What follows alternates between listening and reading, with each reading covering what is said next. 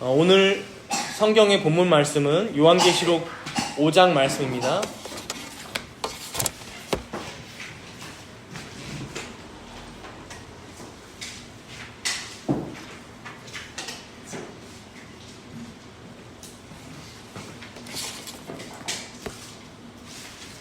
신약성경 403페이지에 있습니다.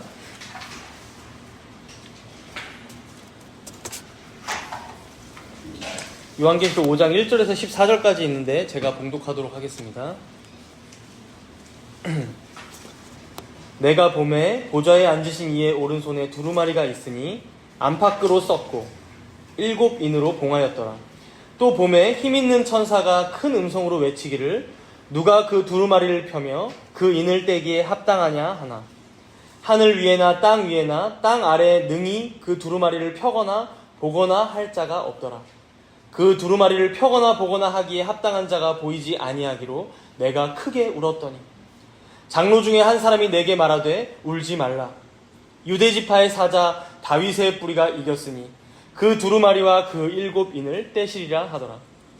내가 또 보니 보좌와 내 생물과 장로들 사이에 한 어린 양이 서 있는데 일찍이 죽임을 당한 것 같더라. 그에게 7뿔과 7눈이 있으니 이 눈들은 온 땅에 보내심을 받은 하나님의 7영이더라.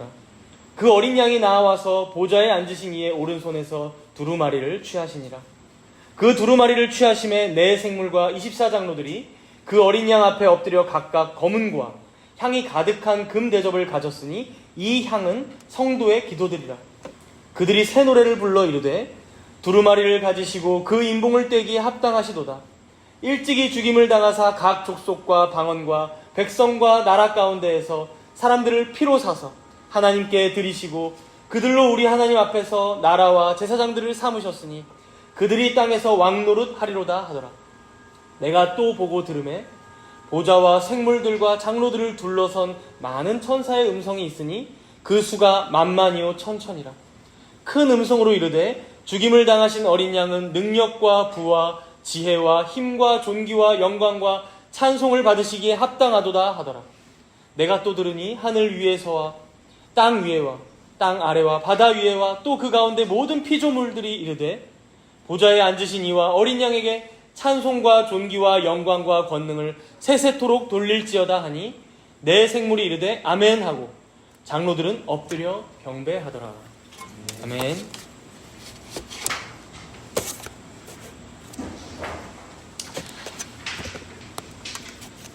여러분 혹시 알쓸 신잡이라는 TV 프로그램을 보신 적이 있으십니까?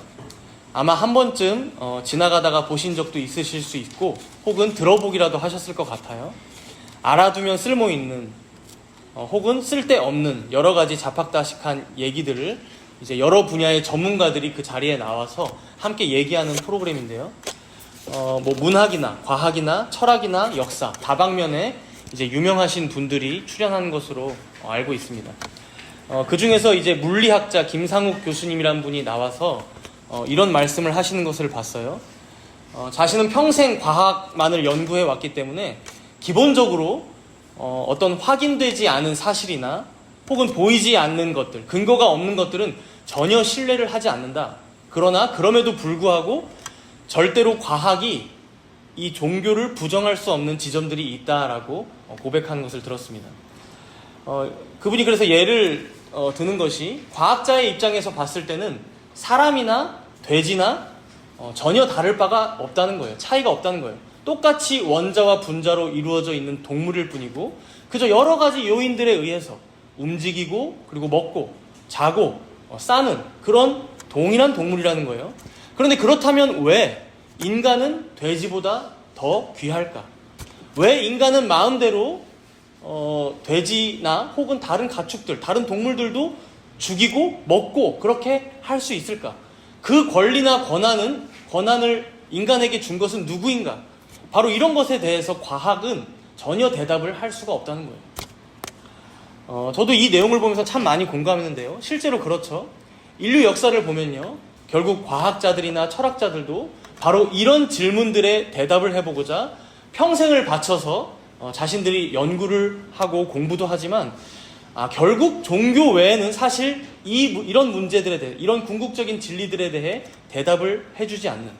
그래서 각자가 무엇이라고 정의도 내려보고 법칙도 만들어 보지만 사실은 그건 결국 진리의 극히 일부분만을 다루고 얘기하게 되는 그런 것들임을 우리는 철학이나 과학을 공부할 때 많이 봐왔습니다. 사람이라면 자고로 나는 지금 왜 살아가고 있는가? 나는 왜 저 동물들과는 다르게 이런 고민들을 하며 살아가는가?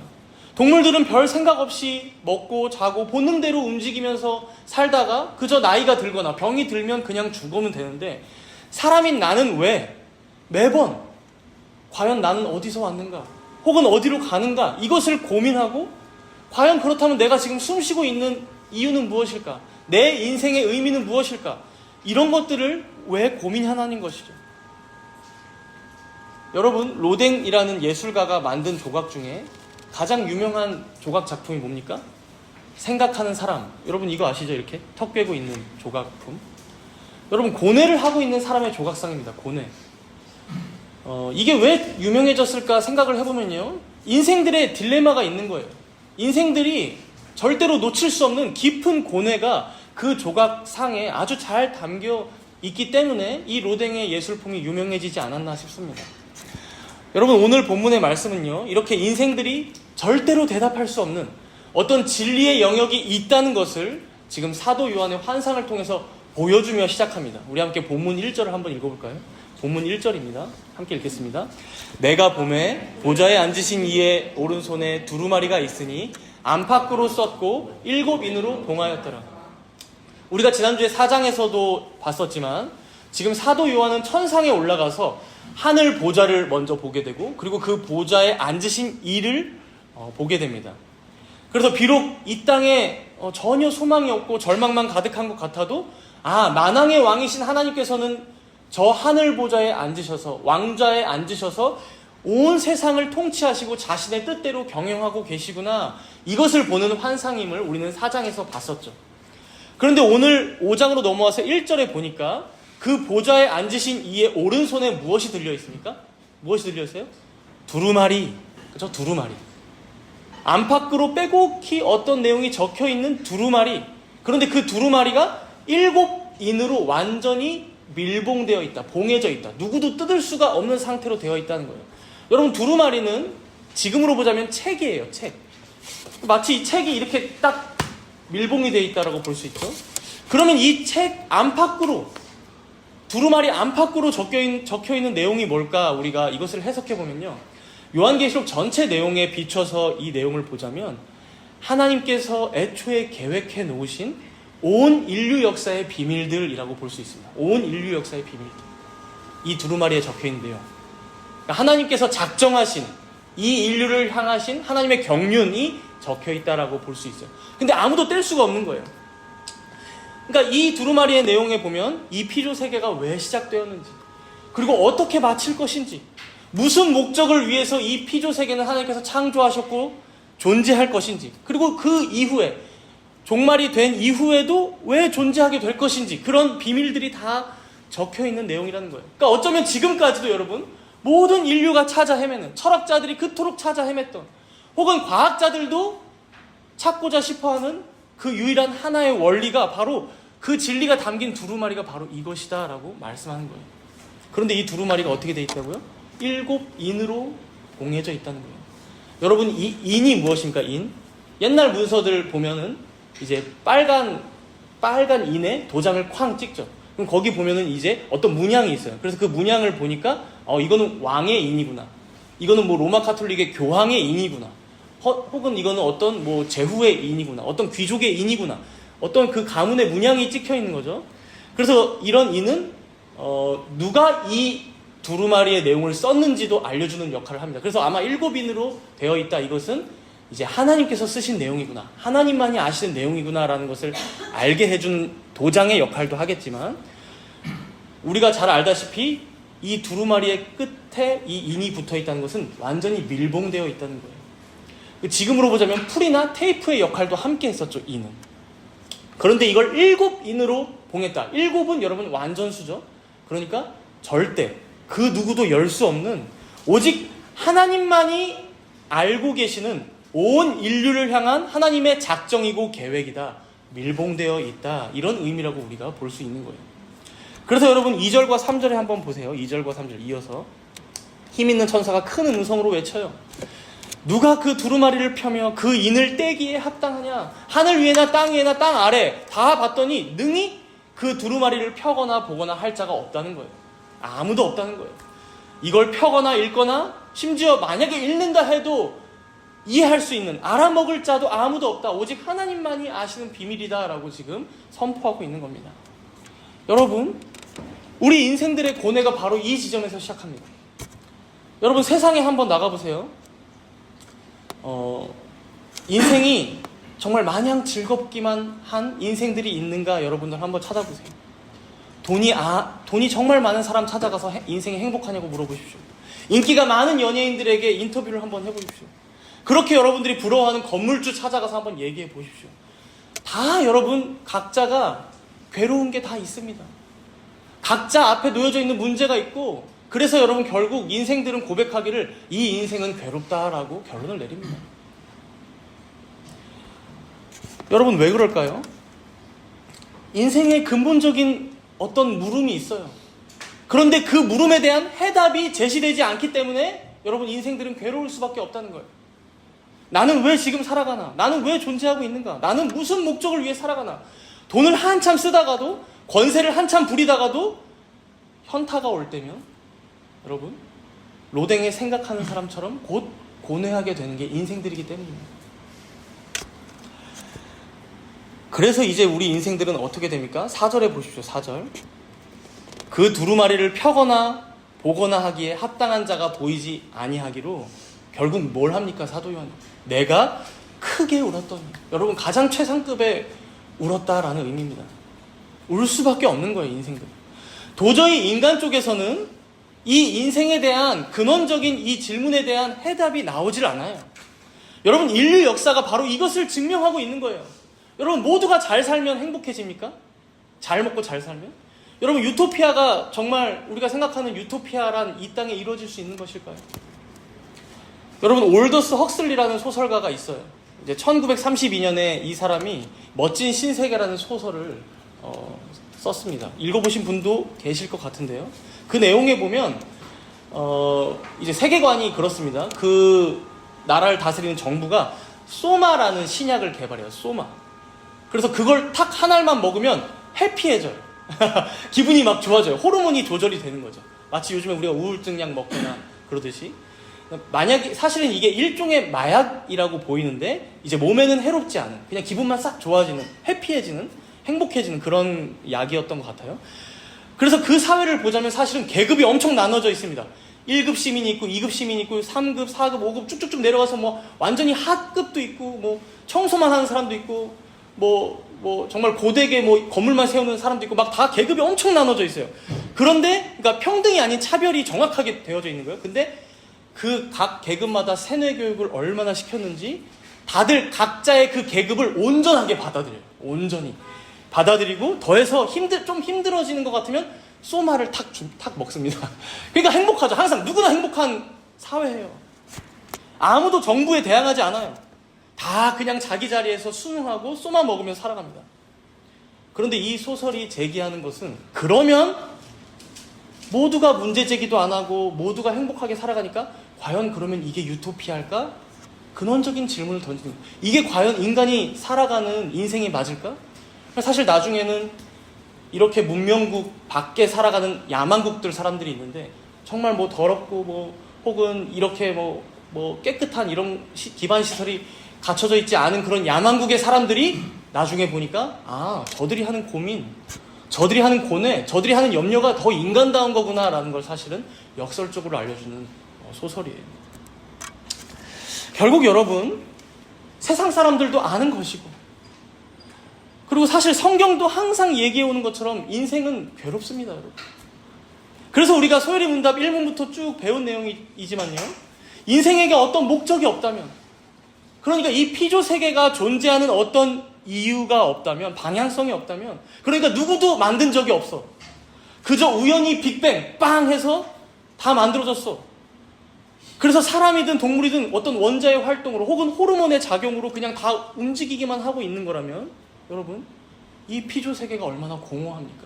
사람들의 움직임, 사람들의 감정의 교류, 이게 다 무슨 소용이에요, 솔직히. 사도 요한은 지금 이것을 죄로 인하여 타락한 우리 죄인들이 계속해서 알지 못하고 살아간다면 이처럼 비극은 없다라는 것을 너무도 잘 알기에 지금 울고 있는 것입니다.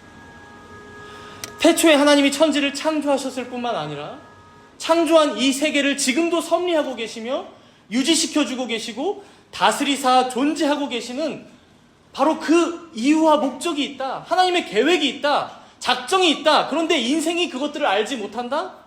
그처럼 인생이 괴로운 인생이 없다. 사실은 그처럼 공허한 인생이 없다라는 것을 지금 말씀해주고 있는 거예요. 그래서 여러분 로마서 8장에도 보면요, 세상의 모든 피조물들이 우리와 함께 탄식하며 함께 고통을 겪고 있다라는 말씀이 나와요. 모든 피조물들이. 모든 피조물들이 왜? 여러분, 피조물들도 바라는 게 있는데 뭐냐면 하나님의 자녀들이 영광의 자유에 이르는 그날을 학수고대하고 있다라고 말씀합니다. 우리 주님이 오시는 그날을 모든 피조 세계가 기다리고 있다라고 해요. 왜 그런지 이유가 나오는데요, 모든 피조물들이 지금은 허무한데 굴복하고 있기 때문이라는 거예요. 허무한데. 첫사람 아담의 범죄로 말미암아 사람들만 죄로 오염되고 타락한 게 아니라 모든 피조물들조차도 고통을 겪기 시작했다라는 거예요. 죄로 오염되어서 부패하고 망가져가고 아프고 신음하고 있다는 거예요. 그 절정을 우리가 요즘 여러분 발견하고 있잖아요. 요즘 우리가 많이들 얘기하는 기후위기, 여러분 다 같은 맥락에 있는 내용들입니다. 피조물들이 신음하는 것. 그러니 피조물들조차도 빨리 마지막 날이 되어서 하나님의 자녀들이 구원받고 영광의 자유에 이르기를 기다리고 있는 거예요. 그때가 되면 자신들도 하나님께서 새롭게 재창조해 주셔서 자신들조차도 처음에 창조되었던 그 목적대로 하나님의 영광을 위하여 온전히 쓰임받게 될 것을 그들도 알고 있기 때문입니다. 여러분, 이제 본문 5절은 이런 우리들에게 울고 있는 우리들에게 한 가지 소망을 선포해주고 있는데요. 우리 함께 5절을 읽어볼까요? 본문 5절입니다. 함께 읽습니다. 장로 중에 한 사람이 내게 말하되 울지 말라. 유대지파의 사자 다윗의 뿌리가 이겼으니 그 두루마리와 그 7인을 떼시리라 하더라. 여러분, 7인으로 봉해진 이 하나님의 계획은, 그 비밀은 그 누구도 뗄 자가 없었습니다. 열 자도 없었고 읽을 자도 없었고 읽어도 이해할 자조차 없었다고 합니다.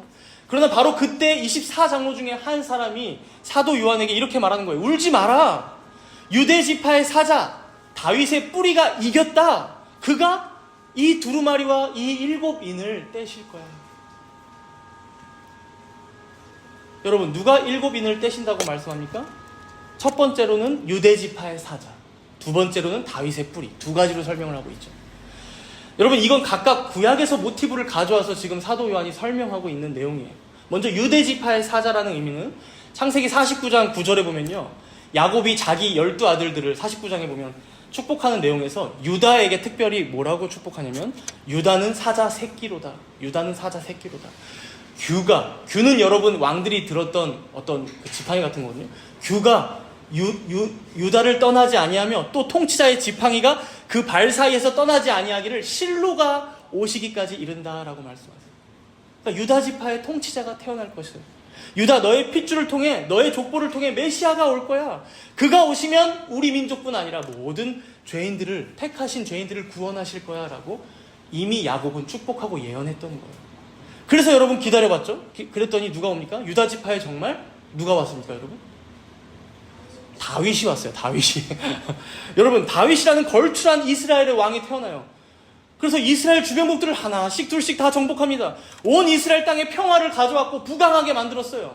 정말 이처럼 이스라엘 백성들이 평화로운 때가 없었어요. 왜냐하면 이 다윗 전에 여러분 그들의 땅이 어땠습니까?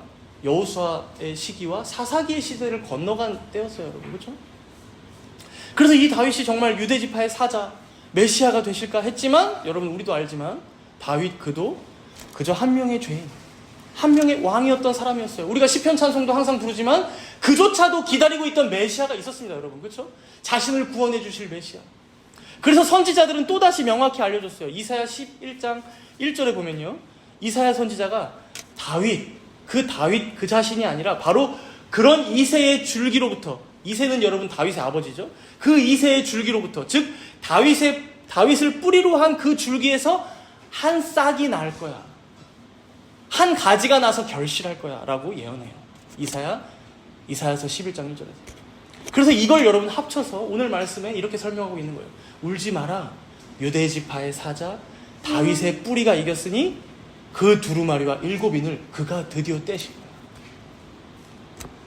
그래서 우리가 너무도 잘 알지만 신약이 시작되고 있는 마태복음 1장 1절에 보면 뭐라고 말씀하세요? 아브라함과 다윗의 자손 예수 그리스도의 계보라. 아브라함과 다윗의 자손 예수 그리스도의 계보. 여러분, 인류 전체의 역사를 한번 생각해 보세요. 하나님께서는 자신의 영광을 위하여 자신을 찬송하는 자로 살아가라고 하나님의 형상대로 사람들을 지으셨어요. 아담과 하와를. 그러나 곧 그는 불순종하여 범죄하고 말았고 타락했습니다. 그렇기 때문에 이 거룩한 에덴 동산, 생명나무가 있는 이 에덴 동산에서는 더 이상 살 수 없었고 내쫓길 수밖에 없었어요. 그렇게 모든 인류의 역사의 비극은 시작되었습니다. 그리고 이렇게 아담이 실패한 이후에 여러분, 하나님께서는 분명히 여자의 후손을 통해 너희들을 구원하겠다라고 복음을 말씀하셨지만 그 후손들 중에 에녹도, 어제 우리 신주원 어린이랑 창세기 잠깐 성경 공부하면서 에녹이 왜 365살에 어디 갔냐고 막 물어봤는데 그 에녹도 혼자 올라가고 말았지 남들을 구원해주지 못했어요. 여러분, 노아도 방주를 만들었지만 그 이후에도 여러분 죄악은 계속되었습니다. 그렇죠? 그래서 결국 그 열매가 뭡니까? 바벨탑이에요. 모든 인류가 모여서 우리 한번 구원받아보자. 열심으로 탑을 쌓았어요. 그런데 결과는 무엇입니까? 망했어요. 모든 인류가 오히려 언어가 거기서 나뉘어집니다.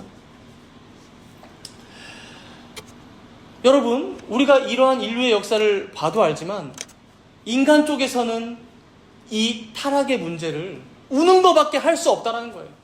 도저히 해결할 수가 없다는 거예요. 이거는 그 인봉되어 있는 그 두루마리를 열 자도 없고 이해할 자도 없다는 거예요.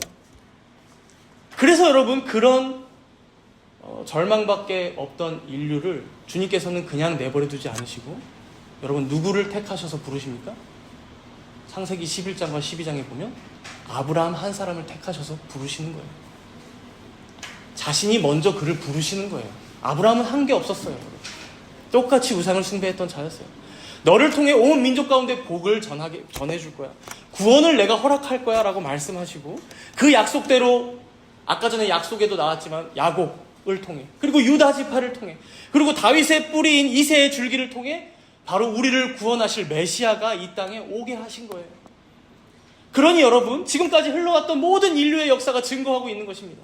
이러한 하나님의 작정과 계획을 온전히 성취하시고 이루시며 결국 마침표를 찍으실 수 있는 분은 누구다? 오직 예수 그리스도 한 분뿐이다. 다른 이로서는 구원을 받을 수 없나니 천하 사람 중에 구원을 받을 만한 다른 이름을 주신 적이 없다.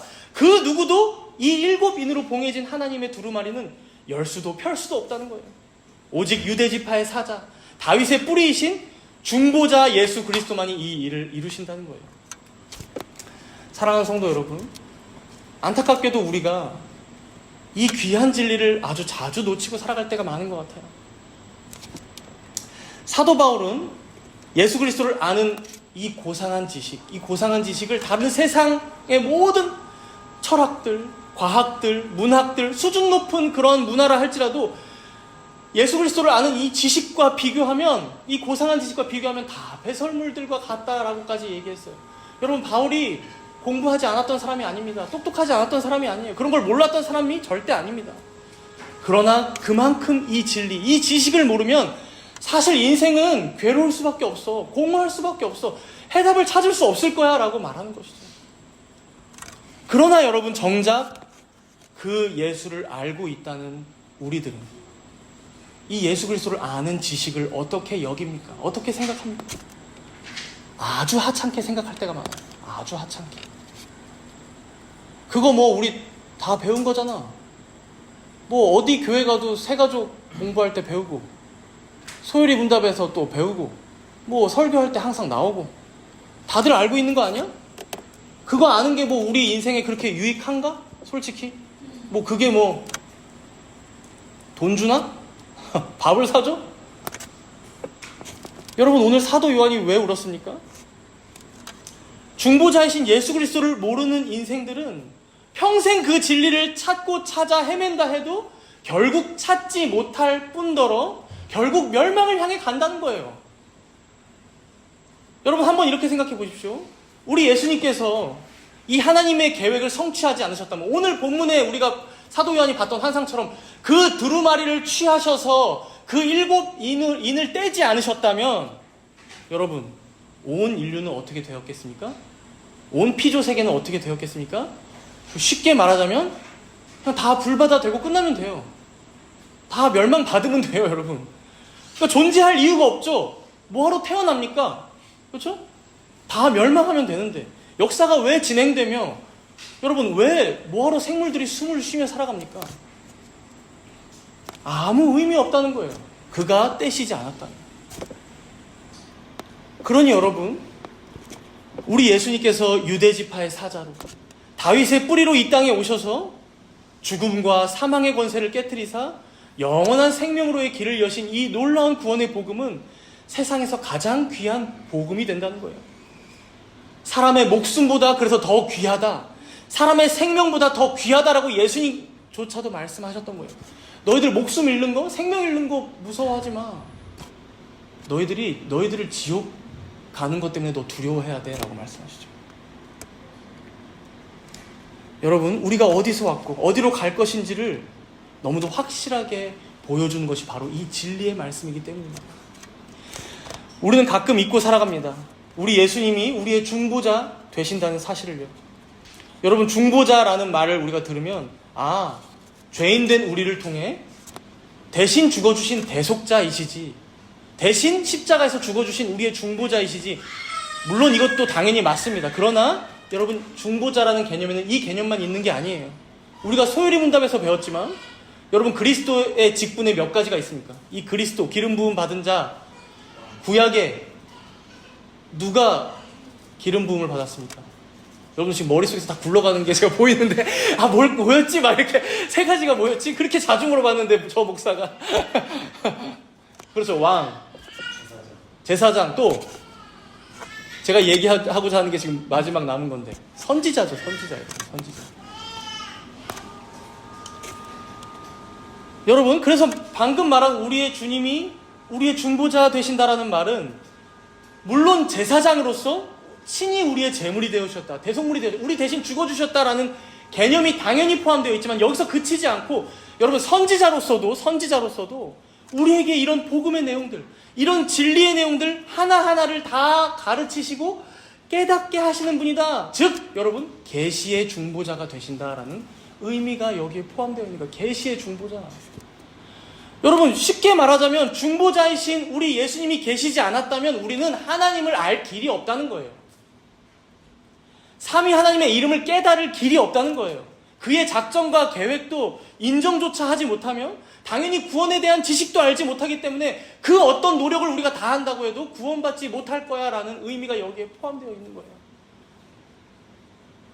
그러나 이제는 여러분, 우리의 길이요 진리요 생명 되신 예수님께서 다 이기셨다는 거예요. 그러니 우리가 그 예수님만 믿으면 이제 더 이상 울지 않아도 돼. 그 예수님을 믿는 자로서, 그 예수님과 연합된 자로서 예수님을 온전히 바라보고 갈망하며 말씀 가운데 그를 더욱 알아가고 뜨겁게 사랑함으로 그와 함께 동행함으로 살아가라, 지금 말씀하고 계신 거예요. 우리 함께 본문 6절을 또 이어서 읽어볼까요? 본문 6절입니다. 본문 6절. 내가 또 보니 보좌와 내 생물과 장로들 사이에 한 어린 양이 서 있는데 일찍이 죽임을 당한 것 같더라. 그에게 7뿔과 7눈이 있으니 이 눈들은 온 땅에 보내심을 받은 하나님의 7영이더라. 지금 이 인을 떼시는 분의 모습을 묘사하고 있는데요. 여러분, 누구라고 해요? 어린 양. 귀여워요. 그렇죠? 앞에서는 뭐 유다 지파의 사자, 뭐 다윗의 뿔이 막 거대했는데 여기는 에게 어린 양? 램? 그러나 여러분, 우리가 오해하지 말아야 할 것은, 지난주에도 우리가 얘기했지만 지금 여기 이 환상을 보고 있는 장소가 이 땅이 아니라는 거예요. 그렇죠? 우리가 흔히 아는 그 어린 양이라고 생각하면 안 된다는 거예요. 천상입니다. 천상. 그래서 이 어린 양 성령을 지칭하는 헬라어가 아르니온입니다. 아르니온. 근데 이 단어가 신약에 총 30번만 등장해요. 30번. 그런데 딱 한 번만 요한복음 21장에 나오고 나머지 다 요한계시록에만 등장합니다. 그러니까 뭐 요한복음이나 다른 데 등장하는 헬라어 그 어린 양은 또 다른 단어가 아예 있어요. 그러니까 이 단어는요, 아마 사도 요한이 요한복음에서도 그렇고 요한계시록에서도 그렇고 의도해서 이 단어를 철저하게 부활하신, 철저하게 승리하신 그리스도께 돌리는 어린 양이라는 그 지칭으로 이 단어를 사용하고 있다는 거예요.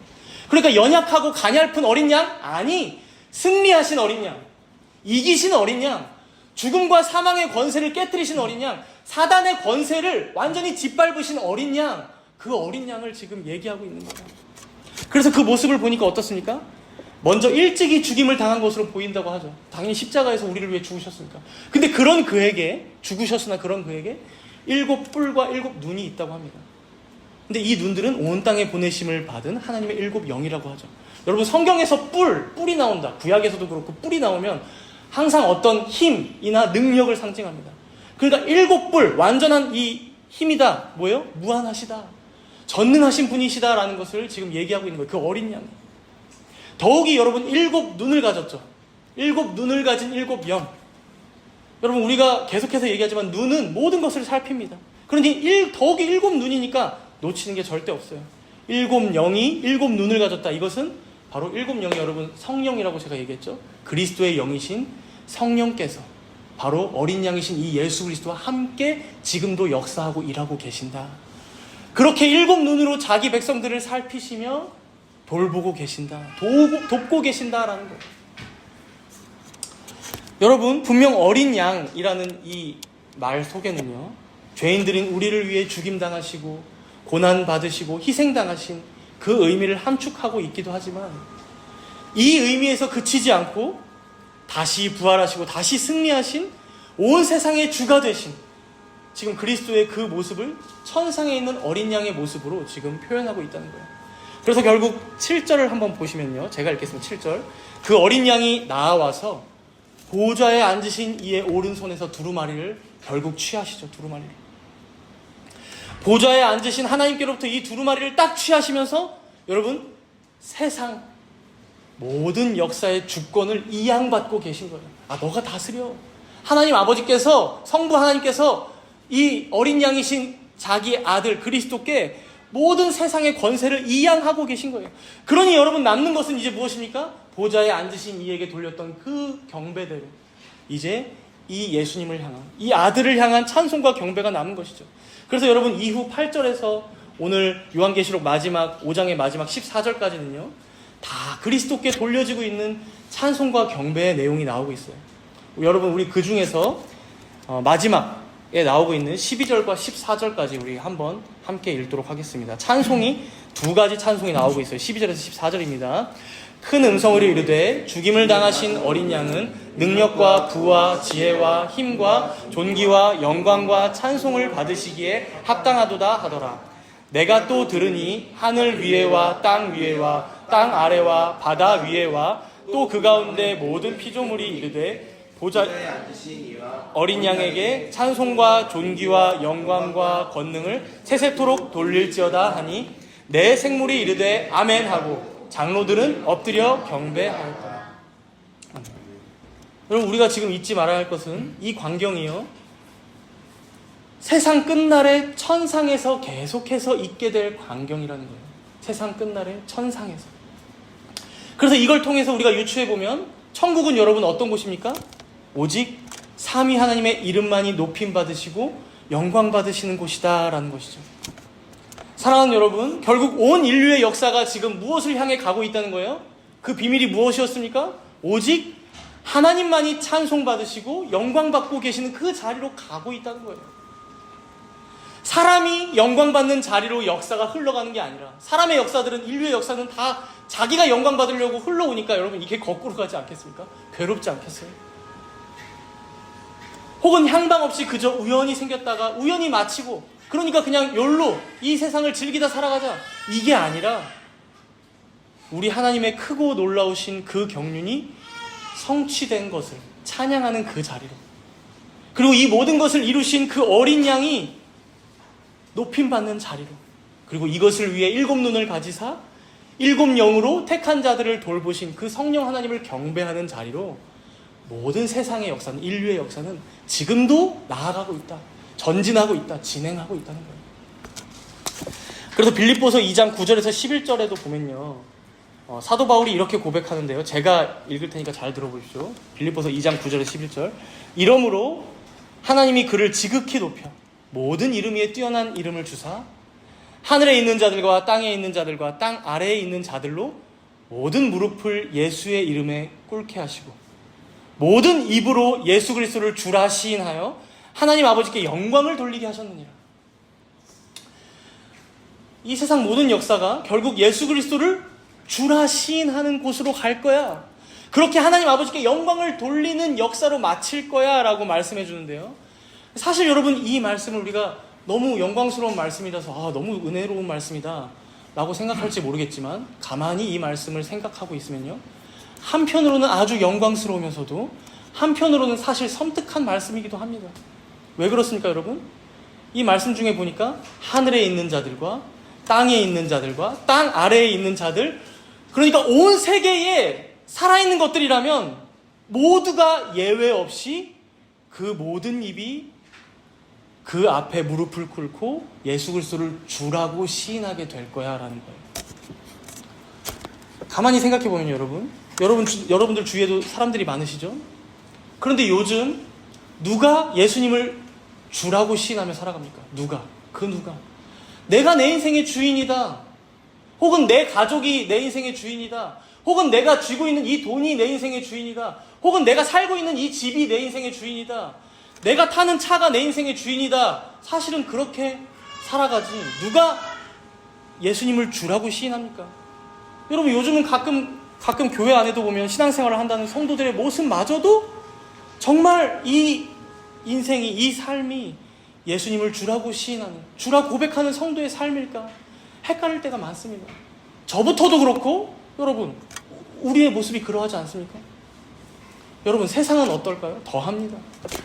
복음이 선포되는 교회를 향해 조롱하고요, 복음과 진리를 쫓아 살아가는 성도들을 희롱하고 업신여겨요. 그렇게 겉으로는 교회를, 성도를, 복음을 욕하는 것일지 모르지만 사실은 그들이 결국 거부하고 침뱉고 있는 대상은 바로 주구사 다시 사신 어린 양 되신 예수 그리스도이심을 우리는 엄중하게 기억해야 합니다. 그래서 사도 바울이 성도들을 핍박하고 죽일 때에 예수님 찾아와서 뭐라고 하십니까? 너 왜 나를 핍박하느냐? 교회를 핍박하고 성도를 핍박했는데 왜 나를 핍박해? 이런 중에 여러분, 방금 읽었던 이 빌립보서 2장의 말씀은 마지막 날에 여러분 예외 없이 모두가 그 이름 앞에 무릎을 꿇고 그리스도를 주라 시인하게 된다는 거예요. 이게 무슨 의미입니까?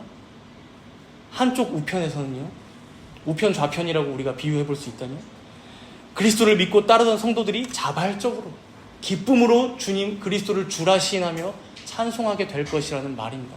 그러나 한쪽 좌편에서는요, 어떤 일이 벌어집니까? 평생에 걸쳐서 그의 말씀을 거부하고 업신여기며 교회와 성도와 복음을 욕했던 자들이 모여서 이제는 더 이상 거부할 수 없습니다. 만왕의 왕이신 그 분을 눈으로 뵙고 있으니 더 이상 반항할 수조차 없어서 이제는 억지로라도 그리스도를 주라 시인하는, 주라고 고백하는 때가 온다는 거예요, 여러분. 이것이 우리에게 경종을 울리는 진리가 되는 까닭이 무엇입니까? 우리가 지금 단순히 교회에 출석하고 있다고 해서, 우리가 지금 예배 드리고 있는 이 자리에 있다고 해서 정말로 그때 가서 우편에서 기쁨으로 그리스도를 찬송할 자가 될 것이라는 보장이 여러분 사실은 없다는 거예요. 지금도 우리가 이 생을 살아가면서 진짜 하나님을 찬송하고 경배하고 예배하는 일이 나에게 기쁨이 되지 않고 있다면, 억지로 와가지고 억지로 주님을 찬양하고 억지로 하나님 말씀 귀에 때려받고 그러고 우리가 사실 신앙생활을 하고 있다면, 여러분 그때 가서 정말 그것을 자발적으로 기쁨으로 정말 그리스도 당신이 나의 주님이 되십니다 라고 고백한다는 보장이 여러분 어디에 있습니까? 사실 어디에 있습니까? 우리가 하나님의 택하심을 다 알지 못한다면. 사랑하는 성도 여러분, 우리가 지금 어떤 선택을 하든 어떤 결정을 내리고 어떻게 살아가기로 하든지 사실 그것과 상관없이 인류의 역사는 진행하고 있습니다. 나아갑니다. 그리고 그 인류의 역사는 결국 하나님께서 정하신 때가 차면 마지막 날을 맞이하게 됩니다. 불교가 말하는 윤회설도 아니고 우리에게 다시 기회가 주어지는 게 아닙니다, 여러분. 그렇다면 우리는 그 마지막 때를 신실하게 준비하며 살아가야 하지 않겠습니까? 오늘 우리가 이 말씀 앞에서 나는 과연 보좌에 앉으신 이인 하나님의 뜻을 따라 살고 더욱 그 뜻을 알아가기를 갈망하며 살아가고 있는지, 나는 과연 나를 위하여 죽으사 하나님의 계시의 말씀을 깨닫게 하시고 또한 구원하시며 지금도 다스리고 계시는 그 예수 그리스도와 연합한 자로서 그 안에서 함께 그와 동행하며 살아가는 자인지를 여러분 자신들을 잘 되돌아보시기 바랍니다. 그리고 깨닫기를 축복합니다. 7인으로 된 두루마리는 여러분 우리가 떼거나 열 수 있는 게 결코 아닙니다. 우리가 그 인을 떼신 예수님을 붙잡지 않으면, 그를 더욱 믿고 영접하고 사랑하지 않는다면 우리는 이 진리를 평생 모르는 자로 울면서 살 수밖에 없는 비참한 자들이 되고 말 것입니다. 그러니 혹시 이 가운데 이 예수 그리스도를 아직 모르는 분이 계시다면 더욱 알고 믿게 해달라고 갈망함으로 여러분 하나님께 뜨겁게 기도하시기 바랍니다. 또한 그 예수를 알고 있다고 하면서도 전혀 자신의 마음 가운데 그를 사랑하는 마음, 그를 갈망하는 마음이 없는 것 같다면 이 연약한 믿음을 붙잡아 주시기를, 내 영혼을, 내 강팍하고 피폐해진 이 영혼을 회복시켜 주시기를 주님 앞에 나아가 무릎 꿇고 간절히 간구하신 여러분이 되시기 바랍니다. 이제 마지막으로 8절의 말씀을 읽고자 하는데요. 우리 마지막으로 우리가 할 일이 무엇인지에 대해서 이렇게 말씀합니다. 방금 제가 권면 드렸듯이 8절입니다. 함께 읽겠습니다. 그 두루마리를 취하심에 네 생물과 24장로들이 그 어린 양 앞에 엎드려 각각 검은고와 향이 가득한 금 대접을 가졌으니 이 향은 성도의 기도들이라. 먼저 네 생물이 가지고 있는 이 검은고는 구약의 백성들이 하나님을 찬양할 때 썼던 그 악기를 이제 상징합니다. 그래서 그것들을 가져와서 지금 내 생물이 찬양하고 있구나라는 그 광경을 보여주고 있는 거예요. 찬양의 의미고요. 그리고 24장로들이 가지고 있는 향이 가득한 금대접은 여러분 시편 141편 2절에 보면요, 나의 기도가 주님 앞에 분향함과 같이 되며 라는 구절이 나옵니다. 즉 이제 성도들의 기도가 어린 양 앞에 지금 이 향이 타듯이 분향하듯이 드려지고 있음을 보여주는 내용이라고 볼 수 있는 거고요. 그래서 요약하자면 지금 보좌에 앉으시니 이 하나님의 통치가 일어나는 천상에서 그 권세를 다 위임받은 어린 양 그리스도가 계시죠. 그런데 그런 어린 양께 지금 검은 고로 찬송을 드리고, 그럴 뿐만 아니라 또 뭐가 드려지고 있습니까? 향이 가득한 금대접, 즉 이 땅에서 살아가는 성도들의 기도를 귀하게 드리고 있다는 거예요. 성도들의 기도를 드리고 있다는 거예요. 여러분 우리가 가끔 잘못 이해한 게 있습니다. 잘못 생각한 게 있어요. 어차피 세상 만사가 두루마리에 적힌 대로 하나님의 뜻대로, 하나님의 주권대로, 하나님 작정과 계획대로 다 이루어진다면 어차피 우리가 뭘 해도 소용없잖아. 기도를 해서 뭐하냐? 그렇죠? 할 필요 없다. 그러나 여러분, 우리의 신앙의 선배들, 특히나 우리가 따르고 있는 종교개혁의 신앙인들, 여러분 그분들도요, 기회가 되면 뭘 강조하셨냐? 기도를 많이 강조하셨습니다. 기도하라고.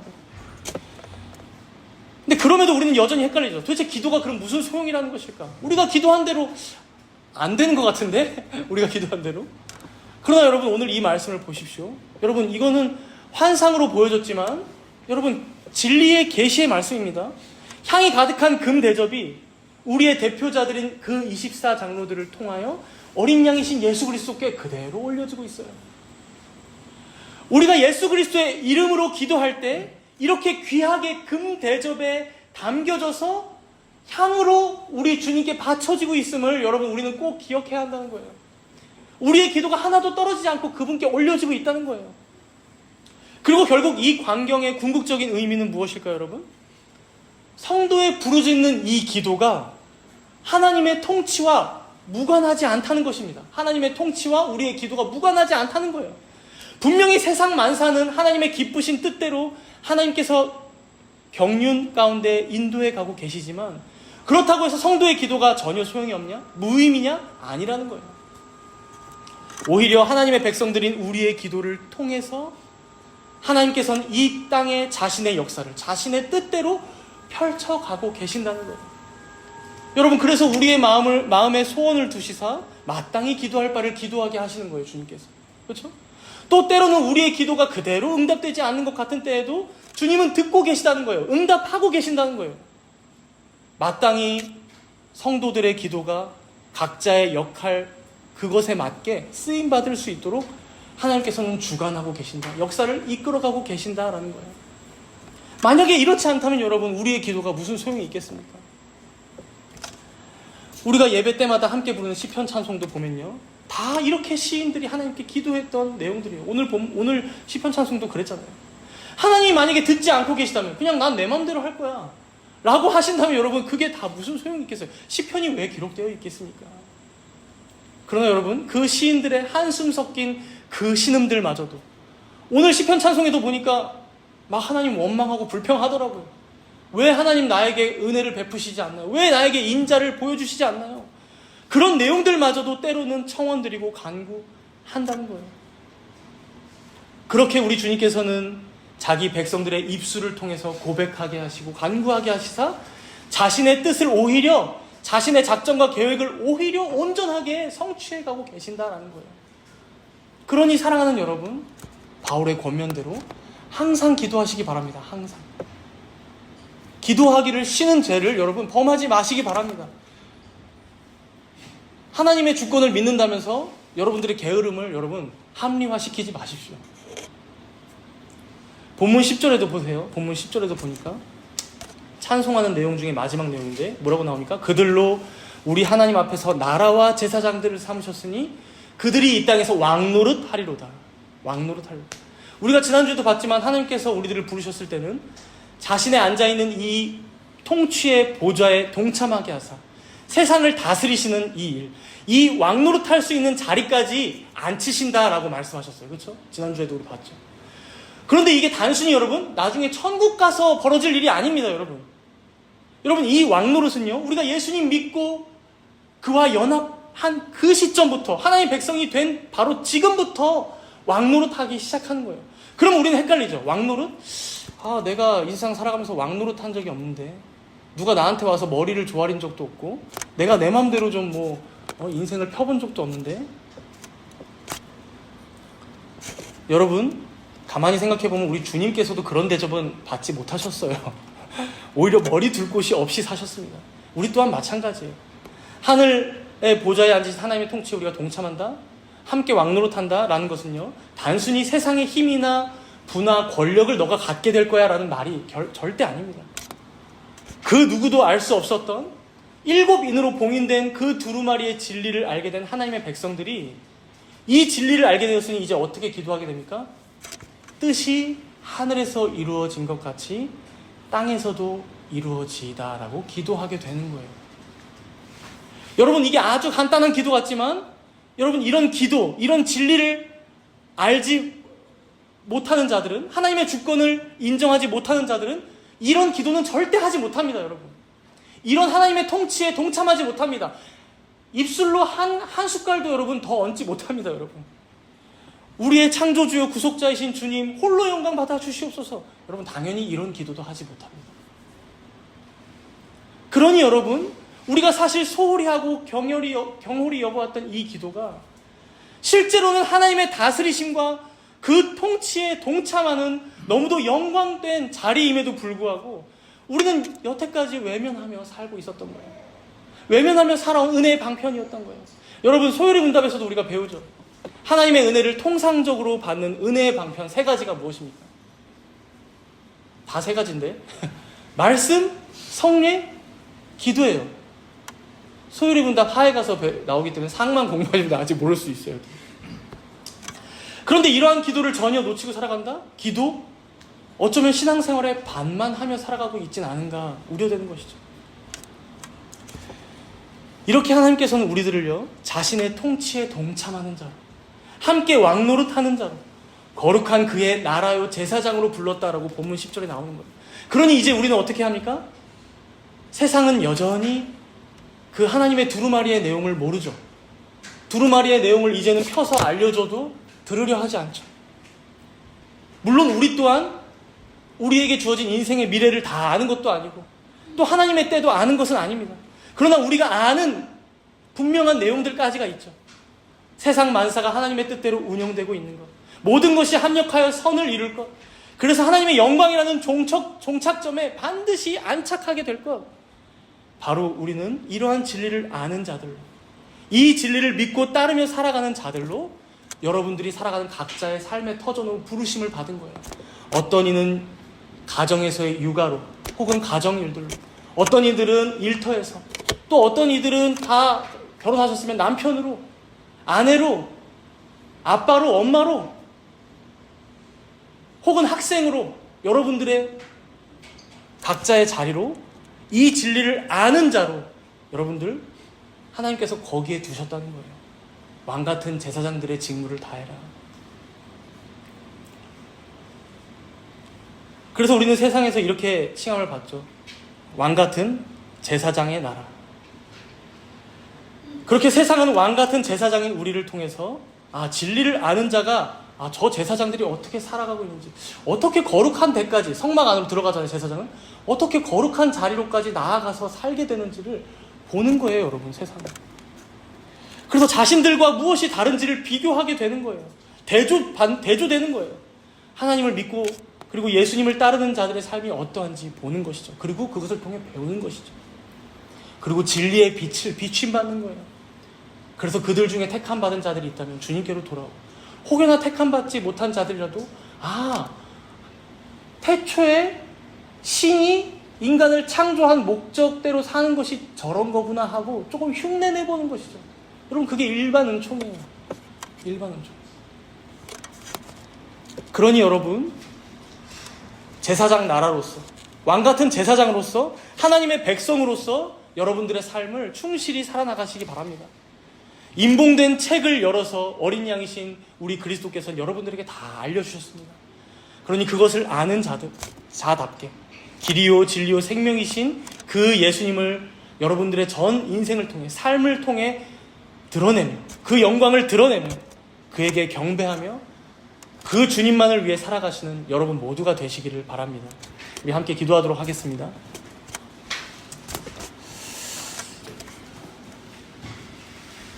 우리 먼저 우리를 위해 일찍이 죽임을 당하셨지만 모든 사단과 죽음의 권세를 깨트리시고 영원히 승리하신 우리의 어린 양 되신 예수님께 찬양과 경배를 올려드리며 기도하도록 하겠습니다.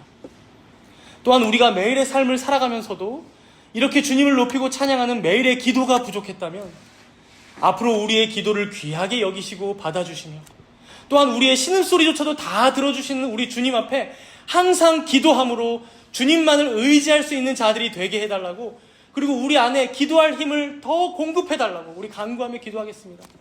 그리하여 하나님께서 하늘 보좌에서 온 땅을 통치하실 때에 우리 또한 왕같은 제사장으로 그 통치에 동참시켜 주신다 말씀하셨으니, 우리가 비록 세상의 것들로는 내세울 것 없지만 영원한 하나님의 통치와 그 영광에 참여한 자가 되었으니 그 일들을 게을리하지 아니하고 우리에게 맡겨진 가정과 일터와 또 교회를 기도로 잘 섬기는 우리 모두가 되게 해달라고 우리 함께 오늘 말씀을 다시금 기억하면서 하나님 앞에 감사와 찬양과 간구와 회개의 기도로 나아가도록 하겠습니다. 주님 감사합니다. 주님께서 우리에게 보시는 것 얼마나 크신지, 주여 우리의 전 삶을 되돌아봤을 때 우리가 하나님의 그 인봉된 진리를 알지 못할 때 참으로 괴롭고 공허한 인생을 살아갈 수밖에 없음을 주님 앞에 고백합니다. 주여 우리의 어린 양이신 예수 그리스도께서 영광 받으시는 그 사도요한이 거둔 환상을 통하여 우리가 배웁니다. 주여 우리의 기도를 통하여 하나님께서는 영광 받으시기를 원하며 또한 우리의 마음의 소원을 이루시사 우리의 기도를 통하여 하나님의 뜻을 이루어가시기를 원하시는 것을 우리가 봤습니다. 주여 우리가 그 하나님의 뜻을 구하고 합당한 대로 살아가게 하여 주시옵소서. 주여 마지막 날이 다가오고 있으니 우리가 항상 기억하게 하시사 정말 지금 우리의 모습이 하나님께 나아가고 예배드리는 그 모든 것이 괴롭고 억지로 와서 있다면 그때가 되어서 정말 주님을 찬양하는 데에 정말 합당한 자가 될 수 있음을 주여가 우리의 모습들을 주님께서 불쌍히 여기사 우리의 영혼을 쇠산시켜 주시고 회복을 시켜주시고 주님께 더욱더 나아가 영혼들의 모두가 되게 하여 주시옵소서. 그리하여 주님께서 기뻐하시는 주님의 자녀 될 수 있도록 인도하여 주시옵소서. 주여 정말 주님께서 우리를 작정하시고 모든 모습들이 있을 터인데 이 교회 가운데에도 저 안에 있는 성도 가운데에도 주님께서 하나님을 보는 모습이 가운데 주님을 나가고 주님께서 원하시는 뜻대로 정말 작정적으로 살아갈 수 있도록 될 수 있도록 인도하여 주옵소서. 우리 성도들 특히나 각자의 삶 가운데 왕같은 제사장의 삶으로서 정말 주님을 더욱 영광으로 나아갈 수 있는 자가 될 수 있도록 주님 역사하시고 함께하여 주옵소서. 우리 성도 가운데 힘을 더해주시고 정말 깨우치게 하시고 주님 자신 예수님께서 가르쳐주시고 함께하여 주시옵소서. 보좌에 앉으신 이와 어린 양에게 찬송과 존귀와 영광과 권능을 세세토록 돌릴지어다. 아멘. 우리를 위하여 죽임을 당하신 어린 양 되신 주님, 인생이 하나님 앞에 무엇이간데 우리를 위하여 죽으시고 여기 모인 한 명 한 명의 구속을 완전하게 이루시며 영원한 삼위 하나님의 영광 가운데로 초청하여 주시는지요. 우리가 말로 형언할 수 없는 놀라운 은혜를 받고 경험하며 살아가오니 이 은혜들을 날마다 잊지 않고 기억하게 하사 하늘 보좌에 앉으신 하나님 아버지와 그 앞에 인봉된 두루마리를 손에 드시고 펴시며 모든 구속사역을 다 성취하신 어린 양이신 예수 그리스도께 모든 영광을 돌리며 살아가는 우리 모두가 되게 하여 주시옵소서. 오늘 들은 이 말씀들을 귀하게 여기고 마음에 새기게 하사 하나님께서 베푸신 복음의 역사를 우리가 항상 기억하게 하시고 경홀히 여기거나 소홀히 여기는 죄를 범하지 않게 하시며 하나님의 크고 놀라우신 뜻과 계획을 조금이라도 엿보고 맛본 자들로서 우리 하나님의 이름을 마음껏 높이며 찬양하며 우리의 어린 양이신 예수 그리스도를 본받고 따르는 자들로서 세상에서의 왕같은 제사장의 직무들을 잘 감당하는, 성실하게 감당하는 모든 주의 권속들이 되게 하여 주시옵소서. 전하는 자의 부족함과 듣는 자들의 연약함으로 인하여 우리가 오늘 하나님의 말씀을 다 잘 깨닫지 못했을 수는 있을 것입니다. 그럼에도 성령 하나님, 우리의 마음 가운데 지혜로 조명하시고 사랑으로 가르치시사 진리의 조각과 파편들이라도 남게 하여 주시고 그것으로 다가오는 한 주간도 하나님 아버지와 그의 아들 예수님과 또한 성령님과 함께 날마다 동행하며 승리하는 여기 모인 정담은 교회 성도들 모두가 되게 하여 주시옵소서. 이 모든 말씀 감사드리오며 우리 주 예수 그리스도의 이름으로 기도드리옵나이다. 아멘.